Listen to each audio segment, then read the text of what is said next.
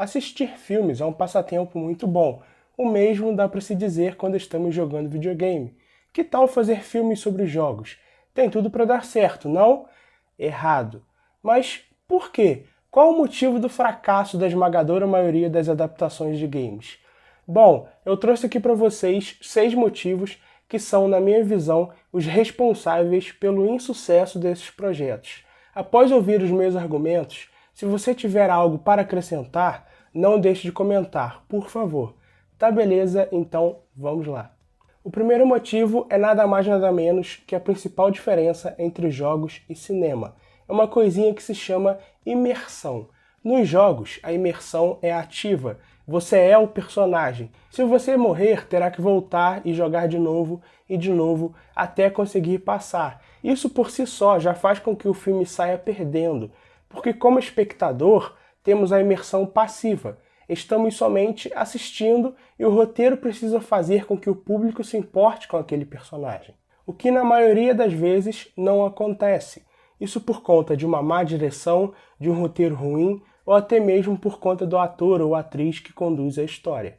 Segundo motivo, certos jogos não possuem um bom roteiro, logo fica difícil para transformá-lo em um filme. Talvez o maior fracasso envolvendo uma adaptação seja o filme Mario Bros, lançado em 93. Qual o objetivo do jogo? Ir com o encanador barrigudinho salvar a princesa.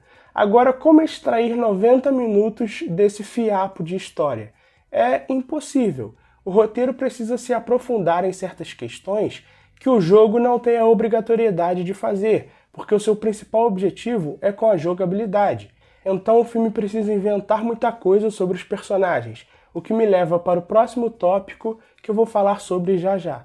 Ainda dentro dessa questão dos jogos que não possuem roteiro ou um bom roteiro, dá para citar Mortal Kombat. Gosto de usar essa franquia como exemplo porque ela escancara a diferença das mídias e como o mesmo problema impacta de um jeito diferente. Mas como assim? Em Mortal Kombat X, quem derrota o chefão no final é a Cassie Cage, uma personagem que foi introduzida naquele jogo e logo como protagonista, digamos assim. Uma personagem totalmente sem graça e que o roteiro força um protagonismo que não funciona de jeito nenhum. Só que no geral o pessoal aceitou, porque o jogo vai além do que somente o modo história. Então tá tranquilo. Em 2021 tivemos o reboot de Mortal Kombat, e nele o roteiro faz a mesma coisa. Pega um personagem aleatório que ninguém conhecia ainda e coloca ele como protagonista, além de forçar a barra e fazer ele derrotar um dos personagens mais conhecidos e temidos da franquia. Isso no filme ficou bizarro, é um negócio nada a ver e muito forçado.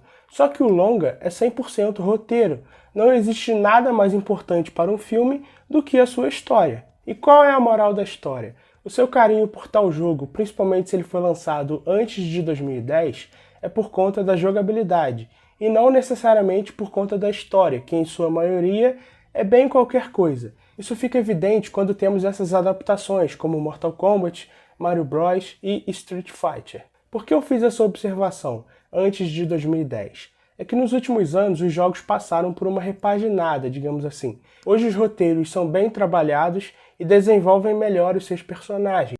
Chegamos no terceiro motivo, que são os envolvidos. Pode reparar que geralmente o diretor de uma adaptação de games é um cara que ninguém nunca ouviu falar. Ah, Bruno, então você está dizendo que se o camarada é estreante, ele é ruim? Não, só que isso acontece porque o estúdio já possui uma ideia na cabeça e eles pegam um diretor qualquer, entre aspas, só para colocar aquilo em prática. Ele não tem liberdade para fazer do seu jeito. Isso não acontece só nas adaptações de jogos, não. Temos um exemplo muito interessante que foi o David Fincher, diretor de Clube da Luta, Seven, Garota Exemplar e tudo mais. Ele estreou em 92 dirigindo Alien 3. O estúdio pegou ele só para assinar a direção ali, basicamente, porque o seu trabalho foi comprometido pelas constantes interferências do estúdio, o que quase causou a sua aposentadoria. Felizmente, isso não aconteceu. Mas por que o estúdio faz isso? De contratar alguém pouco experiente para dirigir o projeto? É que a intenção dos produtores é fazer algo comercial.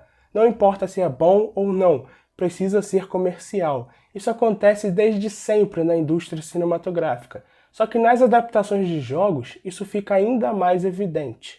Fora que tem o fato também do diretor não ser muito experiente, o que impacta, de certa forma, na questão da imersão, que eu já falei sobre, e no roteiro, que dependendo do material fonte, já é um pouquinho fraco, e nas mãos de um profissional não muito talentoso, o resultado é decepcionante. Vou te dar um exemplo sobre a imersão através da direção, que já irá servir como ligação para o quarto motivo. No primeiro Indiana Jones, tem uma cena onde ele acaba de pegar o ouro e é traído. Ali ele precisa se agarrar em uma espécie de cipó e sair daquele lugar antes que a plataforma termine de descer. Nesse momento, nós ficamos com receio dele não conseguir.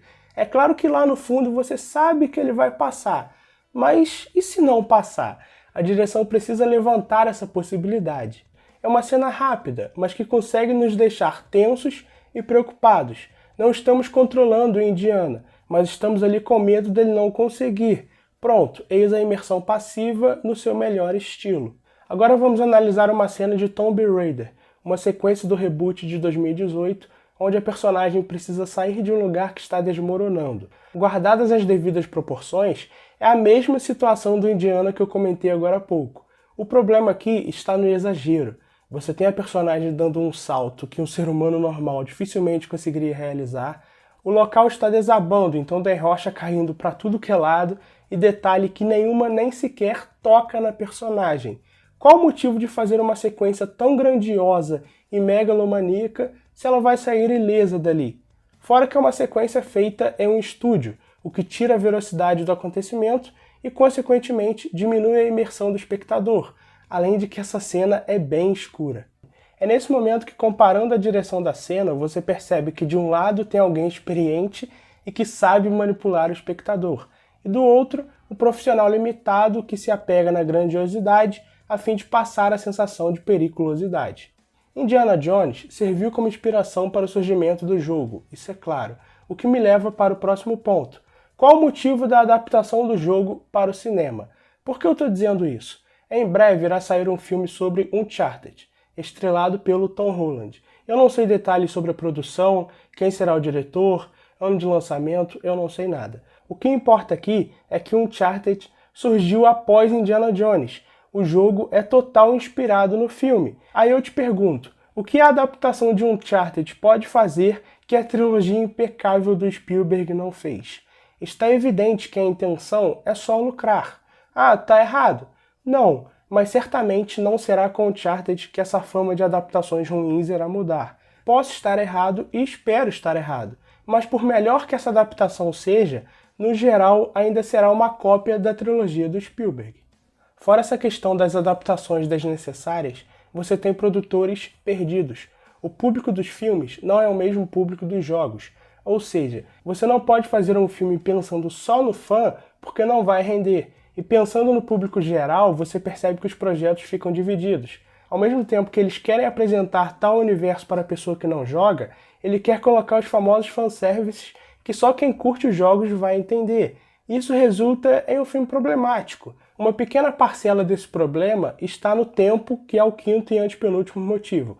Tem histórias que você não consegue resumir em 2 horas, até porque o jogo toma a liberdade de evitar certos aprofundamentos em prol do entretenimento, coisa que o filme não pode fazer. Isso resulta em adaptações que não conseguem agradar o fã porque muda certas coisas, e não consegue agradar um novo público porque ele é raso e apressado demais. Por isso que eu acredito que as adaptações de games terão um sucesso maior se forem trabalhados como séries. Tivemos The Witcher recentemente, que eu curti bastante, e teremos em breve a série de The Last of Us.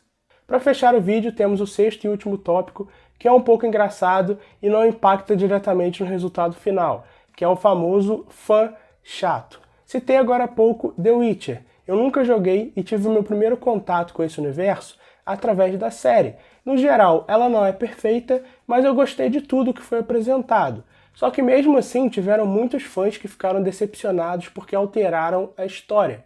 Isso é uma coisa que sempre vai acontecer. O termo adaptação já é para isso mesmo, adaptar os acontecimentos. Só que o fã tem um carinho pelo jogo e não consegue aceitar isso. E eu entendo, em breve terei essa experiência com The Last of Us. Fico na torcida para que seja bom, mas não vou mentir não. tô com medo do que virá pela frente. Enfim, pessoal, é isso. Se tiver mais alguma coisa que você queira acrescentar, os comentários estão aí. Fique à vontade. Espero que tenham gostado desse papo. Um abraço e até o próximo vídeo.